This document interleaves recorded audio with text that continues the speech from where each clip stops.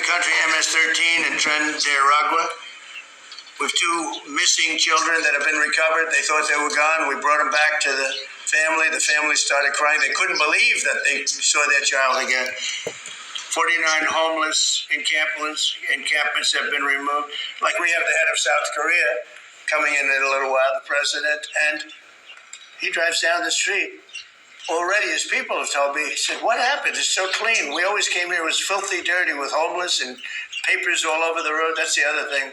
Those roads are swept, immaculate, but they're going to be much better. You know what I'd love to say? And someone turn up and go, why is it so clean? I go, because my people like it like that.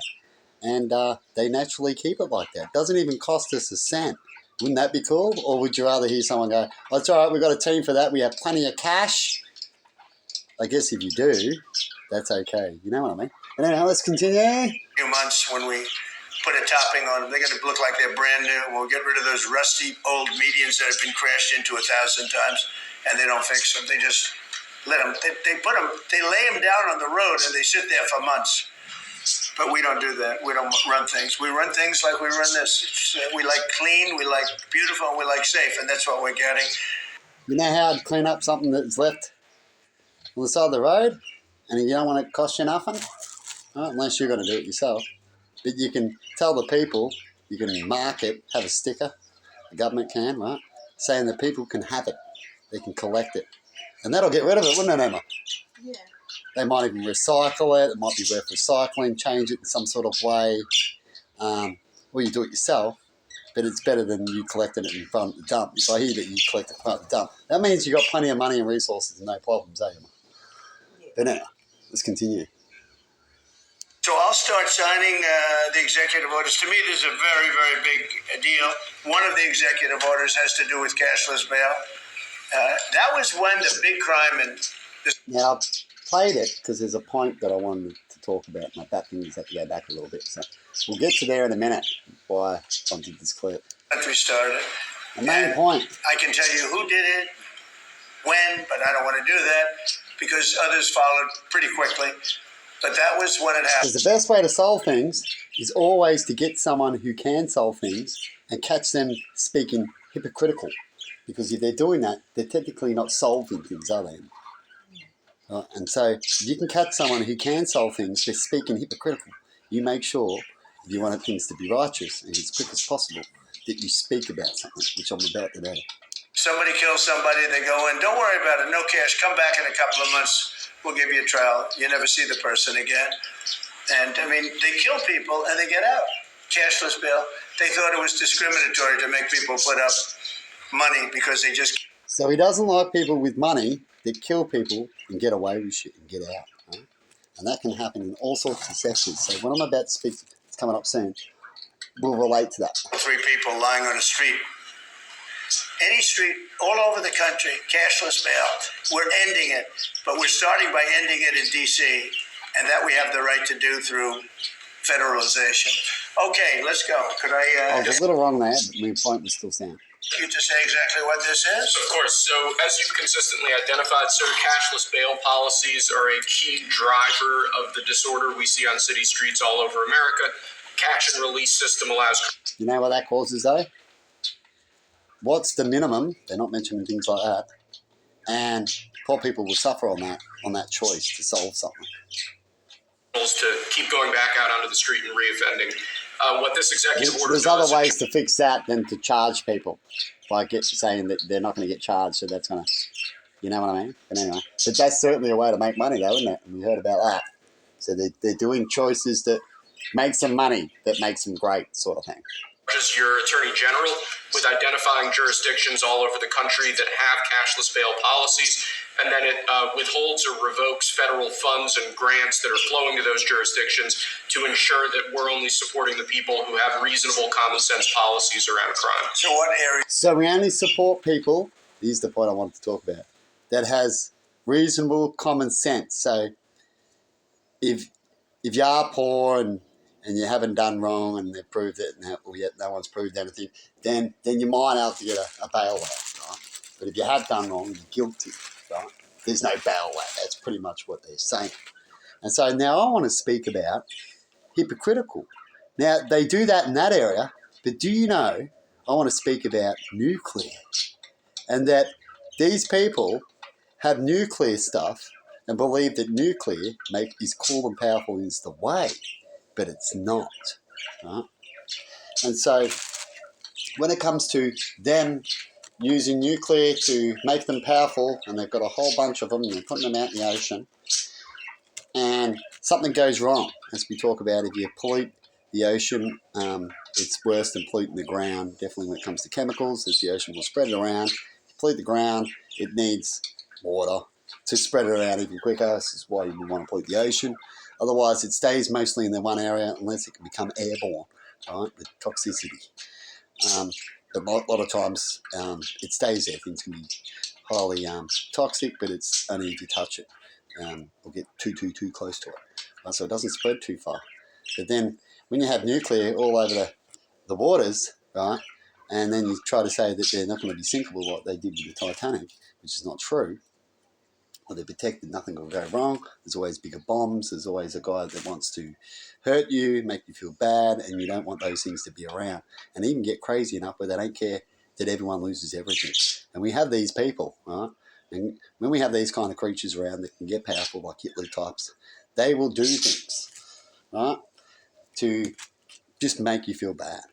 And so you don't leave these things around. So you don't want nuclear things. In the end, if you like saving people's lives, your main goal would be not to have these things to pollute the ocean. Right? It's bad enough that they're on the land. It's more controllable there. But if you're going out, putting them in the ocean, going, you protect them, you're only saying you protect them if you don't touch them. You're giving them an ultimatum. But that's not something that you should ever push. It'll bound to happen. And so we only need, if you get one bad submarine leaks, right? And they talked about these type of things before, you might get away with it, like they talked about with their nuclear explosions, but now we can't because they've done too many, right? And they've noticed it did a little bit of damage. It'll be the same thing with these ships and nuclear devices that'll end up not only just causing a problem to go collect, because as we know, these things can't stand there for too long. All these things that are bound, they last a long time. Nothing we build can last a long time usually, and we're bound to go collect it and have to deal with it, so it becomes a problem.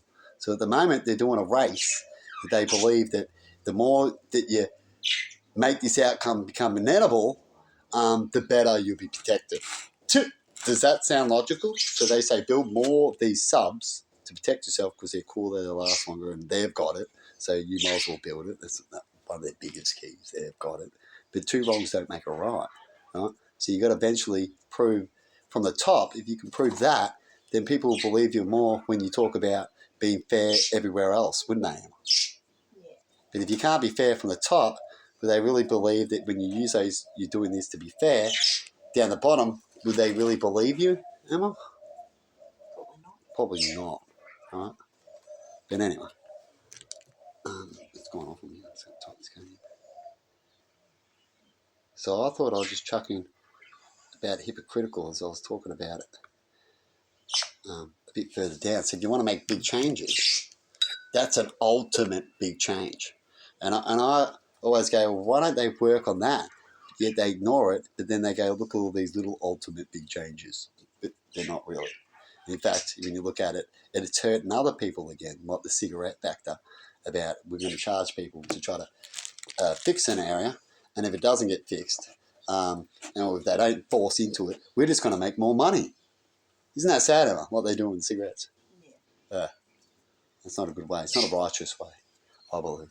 But anyway, let's just continue for a little bit longer. I might miss something. I'll leave it at that. Potentially anywhere that has a cashless bail policy. So some of the largest cities, some of the most left-wing states in America. So if I said that bail to them, so if they got locked up for toxicity, polluting the planet from a god, so that means, would they get a free bail? That would mean they wouldn't they, Emma? Because they're actually causing a risk to God. And God's saying, look what you were gambling with, and now you got caught.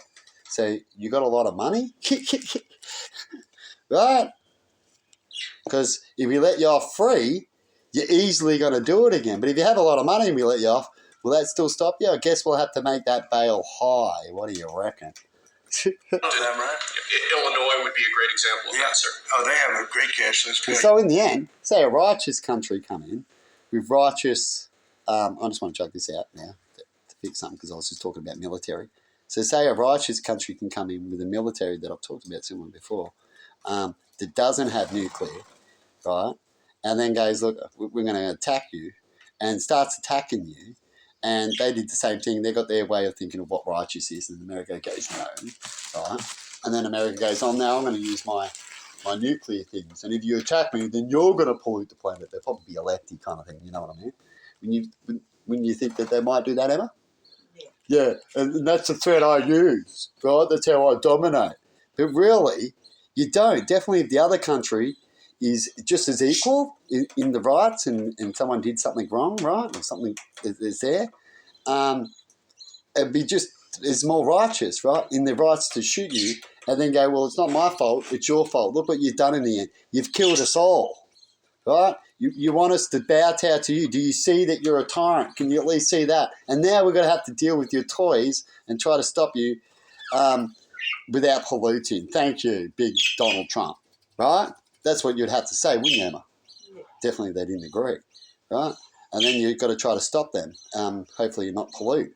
But eventually you've got to do it sooner or later, as we'll get stuck into that nuclear problem where everyone's building nuclear bombs and whoever has the most is the king, right? It's the same problem. But the end outcome is the inevitable of too much of what can easily happen. You've got all these ships out there, more chances it's going to pollute. It's bound to happen, definitely in a war.